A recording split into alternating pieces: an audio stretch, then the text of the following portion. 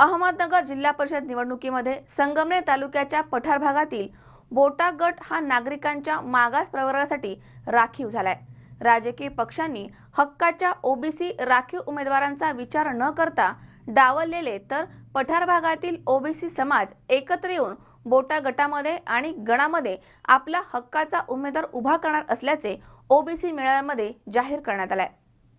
अहमदनगर जिल्हा परिषद आणि पंचायत समिती निवडणूक संगमनेर तालुक्यातील पठार भागातील बोटा गट हा नागरिकांच्या मागास प्रवर्गासाठी राखीव झाला असून बोटा गट प्रवर्गासाठी ओबीसी राखीव तर आंबेखालचा गण महिला प्रवर्गासाठी राखीव झालाय। मात्र सर्व राजकीय पक्षाने खऱ्या हक्काच्या ओबीसी राखीव उमेदवारीचा विचार न करता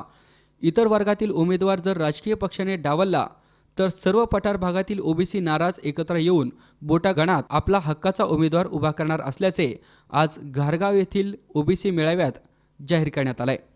कारण आजपर्यंतचा इतिहास पाहता पठार भागातील सर्व राजकीय पक्षाच्या माध्यमातून जो आपल्या परीने आवडेल त्या माध्यमातून पक्ष कार्य करत आहे आणि आज आपल्या हक्काची जागा असताना देखील जर राजकीय पक्षाने डावलले तर स्वतंत्रपणे अपक्ष ओबीसींचा उमेदवार देण्याचे एकमताने जाहीर करण्यात आले।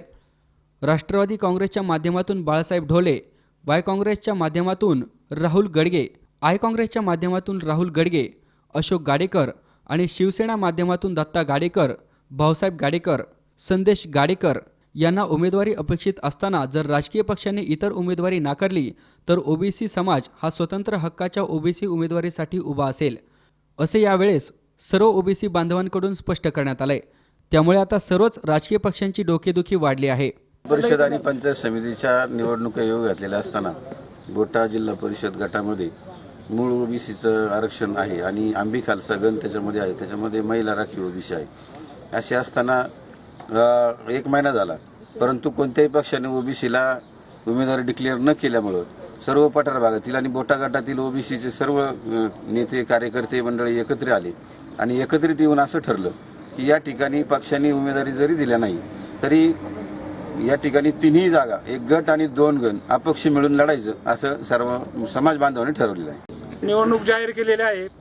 तर जिल्हा परिषद गटातून ओबीसी आणि आंबी गणातून ओबीसी सीट राखीव झालेली आहेत। पण आतापर्यंत अनेक शिष्टमंडळ श्रेष्ठींना पक्षांना जाऊन भेटली, अद्याप पक्षाने एकाही ओबीसीची उमेदवारी डिक्लेअर केली नाही। त्यामुळे सगळ्या ओबीसी बांधवांना असं वाटतं का आपल्यावर अन्याय होऊ राहिलं। तर एक मीटिंग झाली आणि त्या मीटिंगमध्ये असं ठरलं जर पक्ष आपल्यावर जर अन्याय करत असेल तर एक दिलानं एकजुटीनं सगळ्यांनी अपक्ष म्हणून निवडणूक लढवायची असं सर्वानुमते ठरलं। आज या ठिकाणी ओबीसी समाज एक मेळावा झाला आणि या मेळाव्यामध्ये सर्व समाजाचे बांधव या ठिकाणी उपस्थित राहिलेत आणि याचं मूळ कारण असं आहे का गेली 50 वर्ष या ठिकाणी हे चाललेलं राजकारण याच्यामध्ये पिचड साहेब, आदरणीय नामदार बाळासाहेब थोरात यांना मानणारा हा पठार भाग आणि हे असताना सुद्धा आता या वेळेला आमच्या गटामध्ये आणि गणामध्ये ज्या ओबीसीच्या जागा निघाल्या त्या जागेच्या संदर्भात गेली 1 महिन्यापासून काही चर्चा होत्या, परंतु त्या चर्चेला असा अंदाज आला का पूर्णविराम मिळत आहे आणि म्हणून ही संपूर्ण समाज ओबीसी समाज एकत्र आला आणि या संघटनांनी या समाजाने याचं ठरवलं का कोणत्याही पक्षाने जर तिकीट दिलं नाही या चर्चेत उमेदवार आहेत त्यांना तर आपण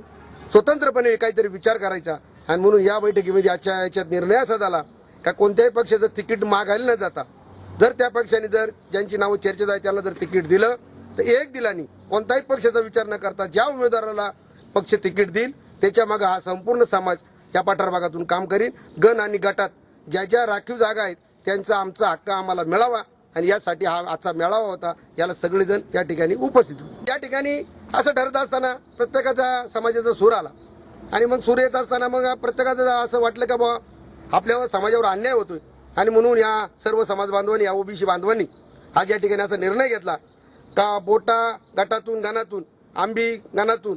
या सर्व जागा ओबीसी संघटनेच्या मार्फत अपक्ष म्हणून लढवायच्या असं एकमुखाने या ठिकाणी जाहीर करण्यात आलेलं आहे। वृत्तसंकलन विभाग C24 तास संगमनेर।